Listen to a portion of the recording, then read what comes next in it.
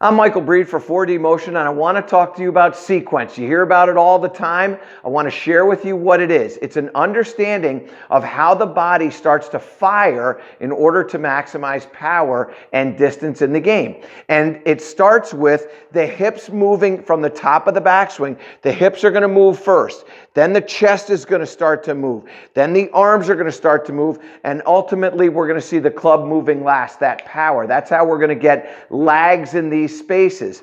So what we want to try to see is those hips firing first. So we give the hips number 1, chest is going to be number 2, arms are going to be number 3, and then the club is going to be number 4. And that's what we would want to see in 4D motion. We want to see that firing of sequence in a 1, 2, 3, 4. Now, what we see with this player here and what you're seeing, well, maybe not seeing, but what you're experiencing is an improper sequence. This individual is firing their upper body first. This is typical for a slice. So we're getting the upper body to go first. Then we're getting the arms to go next. Then the lower body is happening, and then the club is moving. And it's all out of sequence, and as a result, it creates inconsistencies in the distance and the strike on the club face, as well as what we're seeing with the angle that the face is at, both in a horizontal and vertical fashion. So what you get is you get the ball leaving in all kinds of different directions at all kinds of different trajectories, and it's not predictable.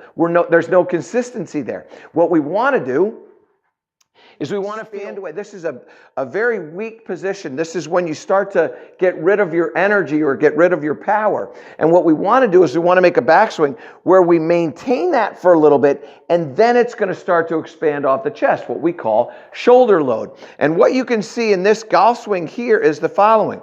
Yeah, the sequence wasn't exactly what we wanted, and we didn't load the torso the way we wanted. But what you can see with that 8 right there is that this player got a really good load in the shoulder. And as you start to load that, what you get is the carry of power from your chest. I'm Michael Breed for 4D Motion, and I want to talk to you today about how important your address position is and the value that 4D Motion is going to allow you to see how you're flowing before you even move. So when we look at the address position of this individual, what we can see is that the hips are in a really good position. The red line is going in a slightly upward direction, and the shoulders are also going in a slightly upward direction, which is tremendous. That's exactly what we want to see in the address position in the face on.